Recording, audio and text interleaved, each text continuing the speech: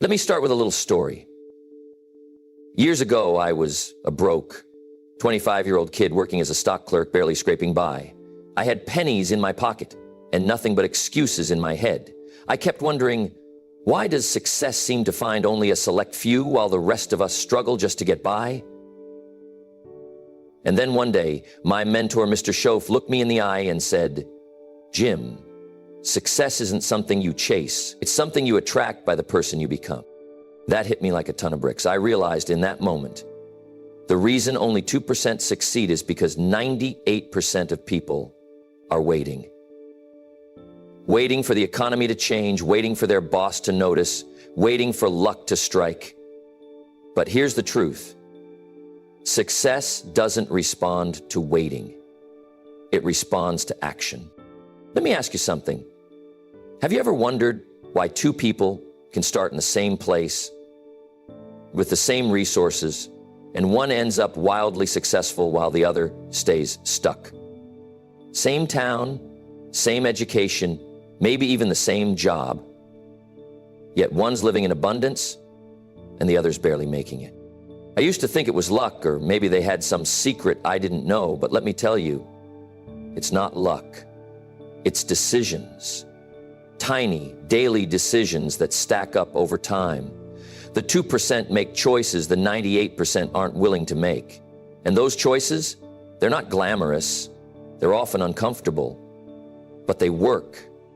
Today, I'm going to show you exactly what those decisions are, because once you see them, you can't unsee them. And when you apply them, you'll be well on your way to joining that 2%. I want you to imagine this. You're standing at a crossroads. One path is crowded. Everyone's on it. It looks safe, familiar, and easy. The other path, it's almost empty. It's uphill, it's rocky, and it's uncomfortable. But here's the twist. The first path leads to frustration, regret, and mediocrity. The second, it leads to freedom, fulfillment, and success. The problem is 98% of people choose the crowded road. They follow the crowd because it feels comfortable. But success isn't found in comfort. Success is found in doing what others won't. You know, it's interesting. When I first started out, I thought success was all about working harder. I thought if I just put in more hours, hustled more than the next guy, eventually I'd get ahead. But let me tell you something I learned the hard way. Working harder doesn't guarantee success. You can work yourself to the bone and still stay stuck if your thinking doesn't change. See, your philosophy, your way of thinking, is like the foundation of a house. If the foundation is weak, it doesn't matter how beautiful the house is, it'll crumble. But if the foundation is strong, you can build something incredible. That's what happened to me. Back when I was broke and frustrated, I met a mentor who asked me a question that hit me like a ton of bricks. He said, "Jim, are you spending more time working on your job or on yourself?" I didn't even hesitate. I said, "My job, of course." And he just smiled and said, "That's your problem." I didn't get it at first, but then he explained, "Your job will make you a living, but working on yourself will make you a fortune." That was the first time I realized I had it backward. I was trying to change my circumstances without changing my thinking. But your life doesn't get better by chance. It gets better by change. Think about it. How many people do you know who keep repeating the same patterns year after year? They stay in the same job, earn the same paycheck, and complain about the same problems. Why? Because they're using the same thinking that created those problems in the first place. You can't solve new problems with old thinking. When I started upgrading my philosophy, everything changed. I started reading books, listening to people who had the kind of success I wanted. I learned that money isn't the problem. It's how you think about money. Time isn't the problem. It's how you manage it. Opportunities aren't scarce. It's just that most people don't recognize them because their thinking is limited. Here's a simple example. Have you ever noticed that when someone wins the lottery, they're rich for a little while, but then within a few years, they're broke again? Why? Because they didn't change their thinking. They got rich on paper, but their philosophy was still poor. On the flip side, you take someone who's built wealth from scratch. They could lose it all tomorrow, and within a few years, they'd build it back. Why? Because their philosophy is rich. They know how to create value, manage their time, and seize opportunities. Life isn't always fair, but how you respond to it, that makes all the difference. I used to think that successful people were just lucky, that maybe they had the right connections or were born into the right circumstances. But over time, I realized something powerful. It's not the circumstances that define you, it's your attitude. Your attitude is like the rudder of a ship. It determines which direction you'll go, no matter how rough the seas get. I've seen people with all the talent in the world, all the education, all the opportunities. But because they had a negative attitude, they never got anywhere. On the other hand, I've seen people with every obstacle in front of them, people who had every reason to quit, but they kept going because they had the right mindset. And guess what? They made it. I remember when I was struggling in my early 20s, I was broke, behind on my bills, and frustrated with how my life was turning out. It felt like everything was against me. I blamed the government, my boss, the economy, you name it, I blamed it. But one day, I had a realization that changed everything. I thought to myself, if things are going to change, if I want better, I have to get better. That's when I understood that my attitude was the real problem, not my circumstances. Let me give you an example. Imagine two people lose their job on the same day. One says, "That's it, I'm doomed. I'll never find something as good again." The other says, "Well, this is a chance to find something better. Maybe even start that business I've been thinking about." Same situation, totally different outcomes, all because of attitude. You see, challenges are a part of life. The question is, how do you respond to them? Do you see them as roadblocks or as stepping stones? Because the truth is, the bigger your challenges, the bigger your opportunities for growth. Life doesn't get easier, you get stronger. And that strength comes from cultivating an attitude that says, no matter what comes my way, I'll find a way through. I learned that optimism isn't about ignoring reality. It's about believing that you have the power to shape your reality. When you adopt that mindset, you become unstoppable. You wake up with purpose, you approach problems with creativity, and you push forward even when things get tough. You can't think your way to success, you've got to act your way there. Now, don't get me wrong. Thinking is important. Planning is important. But you can have the best ideas in the world, the most brilliant strategies, and still be stuck in the same place, year after year, if you don't take action. Massive, consistent action. That's the secret. I remember when I was first starting out, I was working a regular job, just getting by. I'd listen to motivational talks, read books, attend seminars. I was soaking up all this knowledge, but nothing was changing in my life. Why? Because I wasn't doing anything with it. I was like a guy who reads all the cookbooks in the world, but never steps into the kitchen.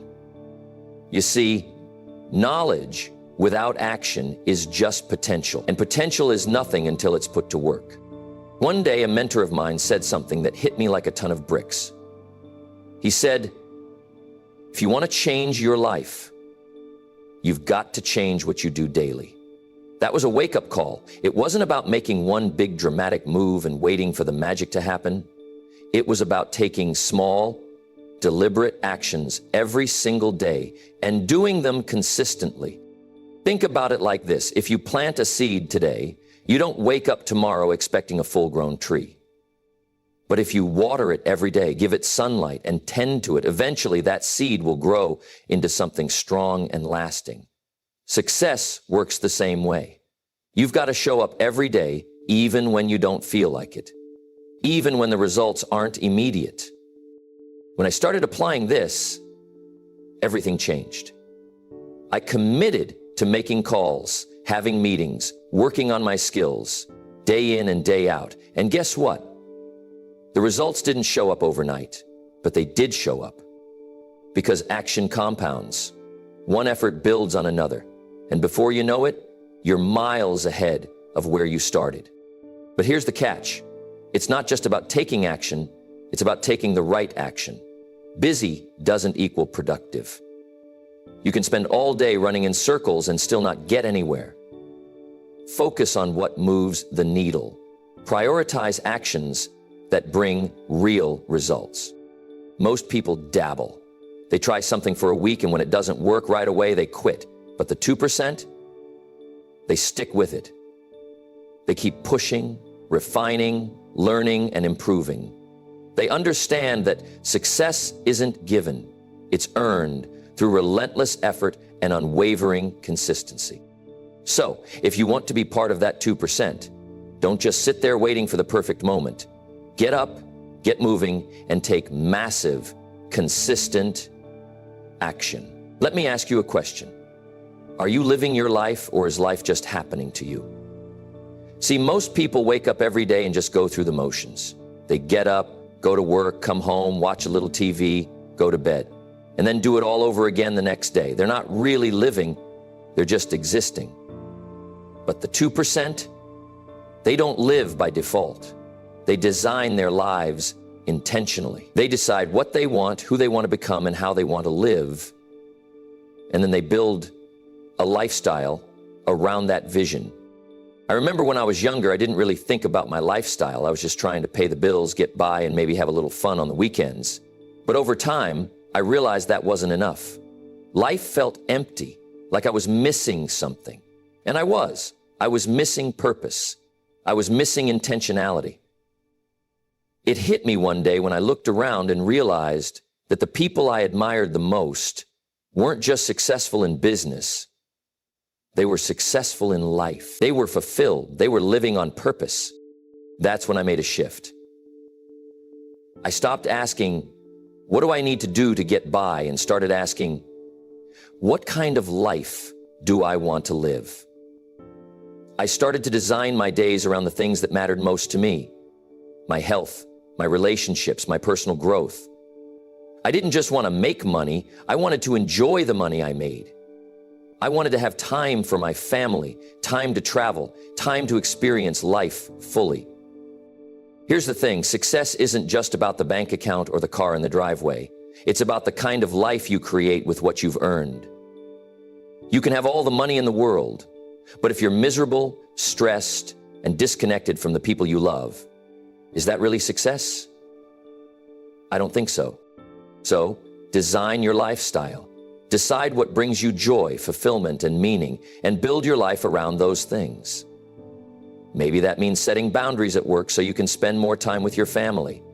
Maybe it means investing in your health so you have the energy to pursue your passions. Maybe it means creating a morning routine that sets the tone for your day. Whatever it is, be intentional about it. Because if you don't design your life, life will design it for you. And let me tell you, the default setting isn't very exciting. Live intentionally. Create a life you're excited to wake up to every morning. That's what the 2% do. One of the biggest myths out there is that learning stops when you finish school. You get your diploma, shake a few hands, maybe toss a cap in the air, and that's it, you're done. But let me tell you something. The people who believe that are the same people wondering why they're stuck 5, 10, 20 years down the road. See, the 2% never stop growing. They understand that education doesn't end at graduation. It's just the beginning.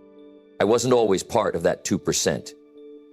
In fact, for a long time, I thought I knew everything I needed to know.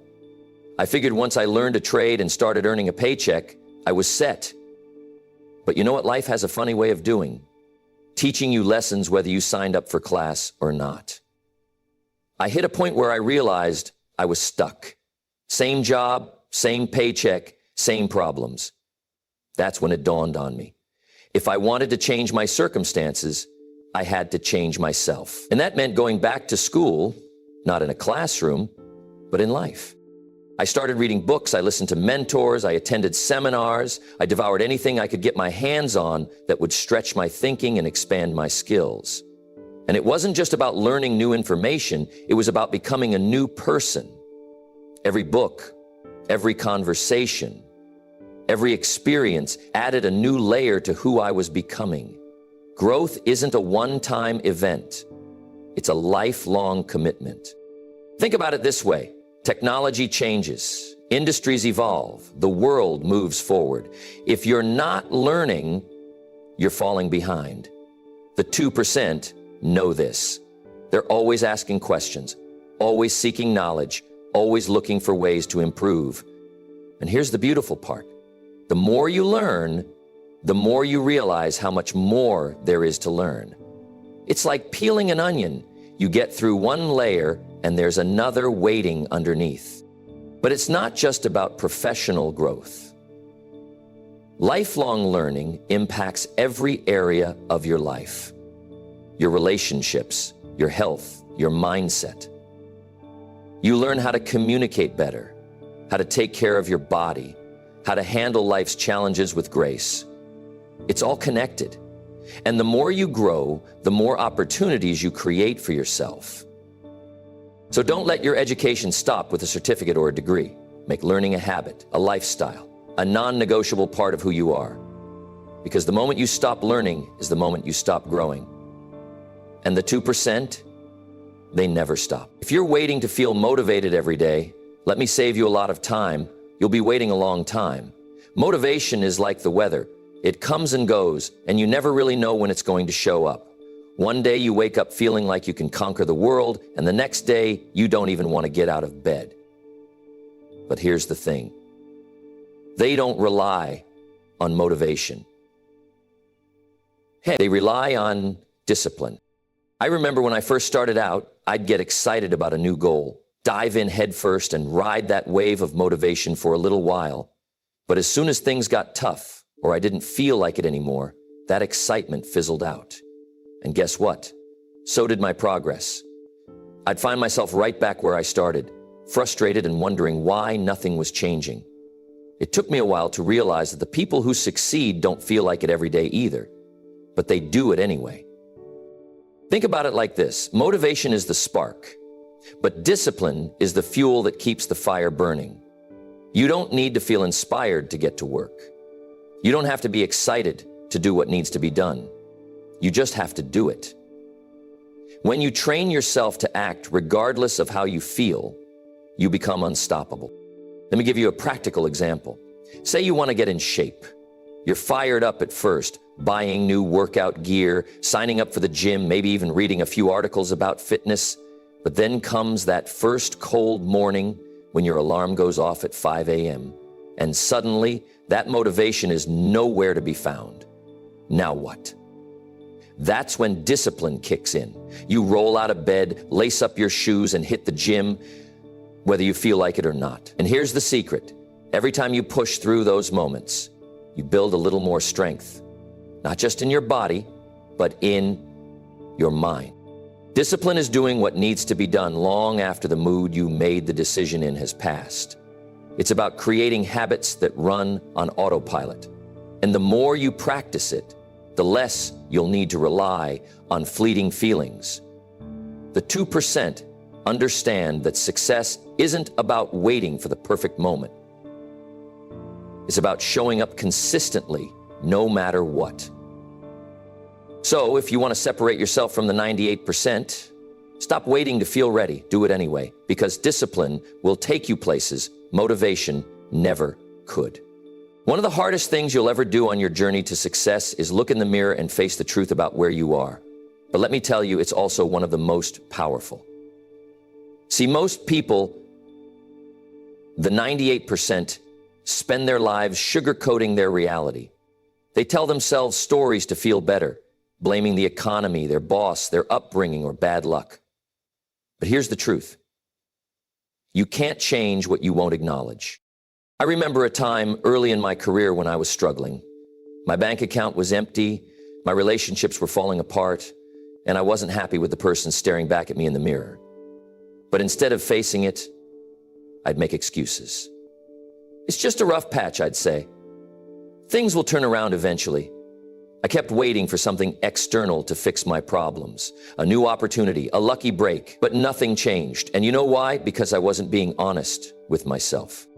It wasn't until I sat down one day and asked myself some hard questions that things started to shift. Where was I really in life? Was I living up to my potential? Was I doing the work necessary to create the life I wanted? Or was I just pretending to be busy? The answers weren't pretty, but they were exactly what I needed. When I finally faced the truth, I stopped waiting for change to happen and started making it happen. Facing the truth doesn't mean beating yourself up. It means taking an honest inventory of your life, your finances, your health, your relationships, your career. Are you really putting in the effort you think you are? Are your habits aligned with your goals, or are you just hoping things will magically fall into place? The 2% don't shy away from these questions. They embrace them because they know that growth starts where the truth begins. Let me give you an example. Imagine you're trying to save money, but every month you find yourself wondering where your paycheck disappeared to. You might tell yourself, oh, it's just the bills, life's expensive. But if you really sat down and tracked every dollar, you might realize you're spending $5 on coffee every morning or eating out more than you thought. That's the truth staring you in the face. And once you see it, you can't unsee it. Now you have the power to make better decisions. But you can't fix what you refuse to face. So, if you want to be part of that 2%, it's time to stop lying to yourself. Get honest, get real, because the truth will set you free. But first, it might make you uncomfortable. If you really want to succeed, here's a lesson you've got to take to heart. Take full responsibility for your life. No blaming, no complaining.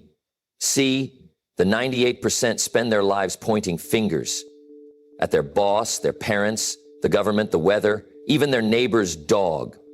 But let me tell you something. As long as you're blaming something or someone else, you're giving away your power. And the 2%, they don't do that.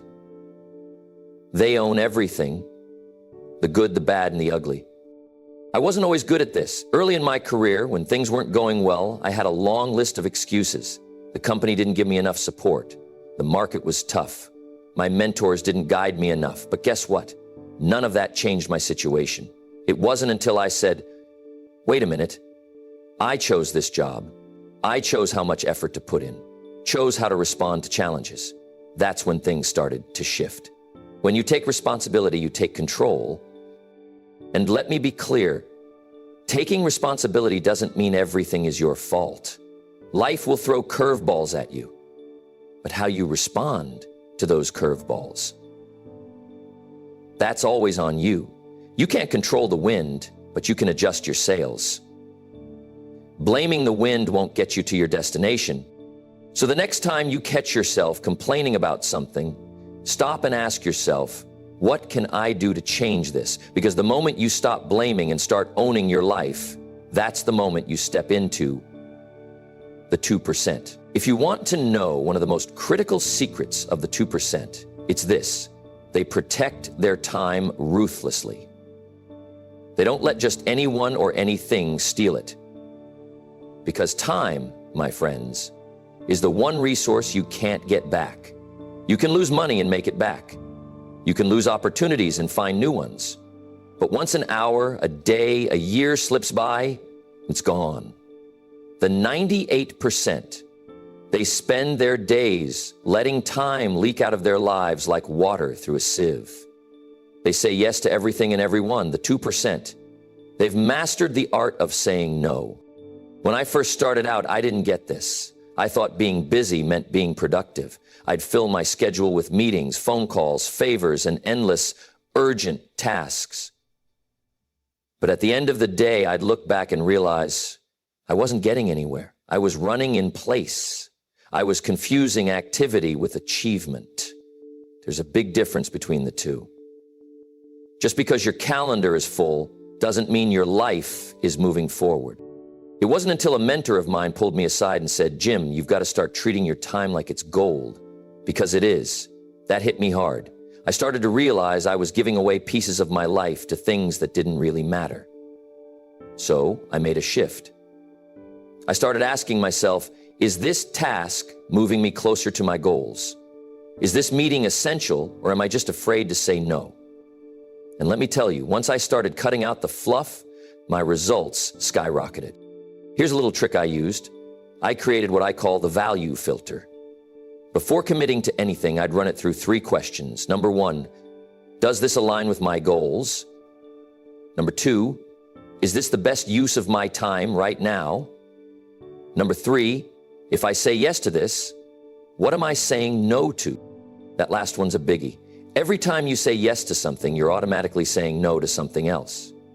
You say yes to watching TV for 3 hours, you're saying no to working on that business idea or hitting the gym. You say yes to every social invite, you're saying no to time you could be investing in your personal growth. The 2% are crystal clear on what they're willing to sacrifice and what they're not.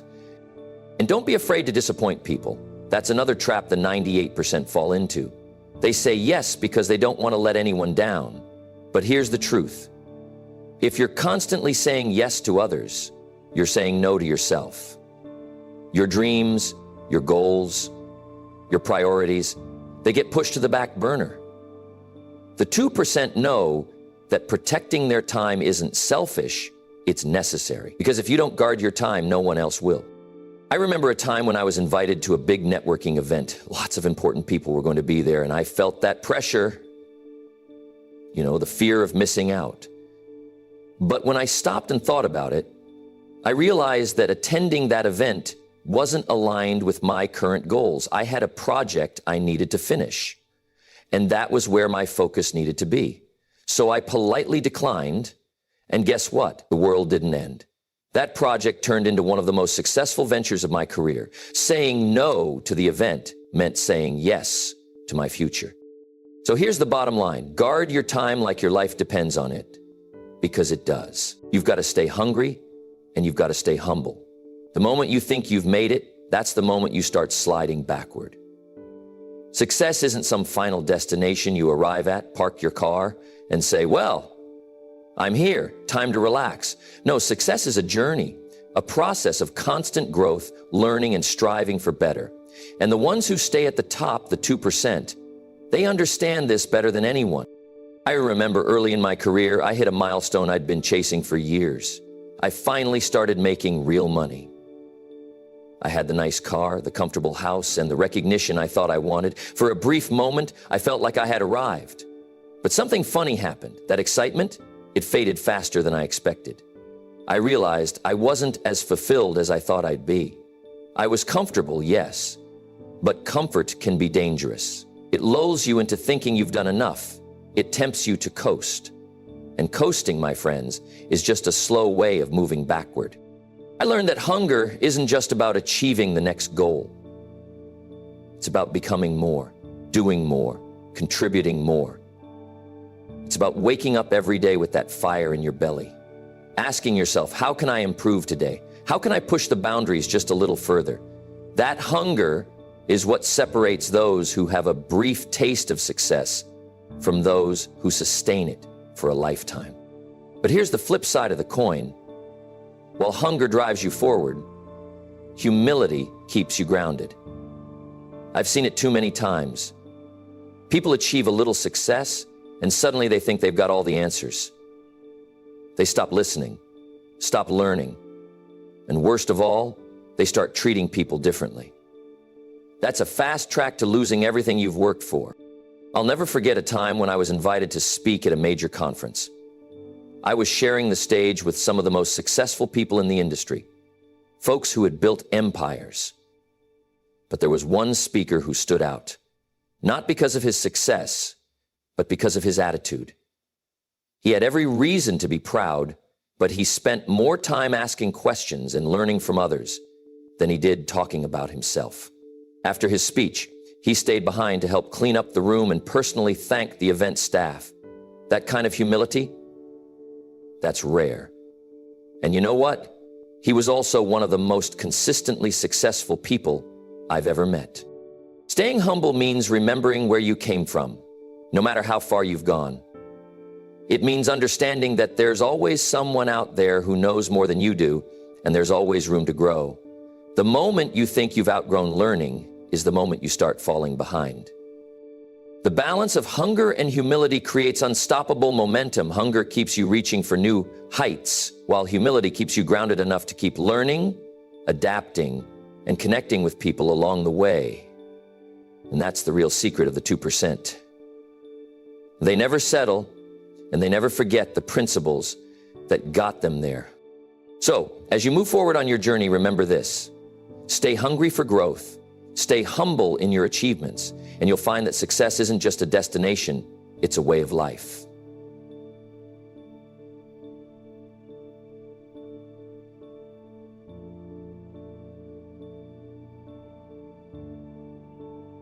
Edward Norton, in my life only has been success difficulty.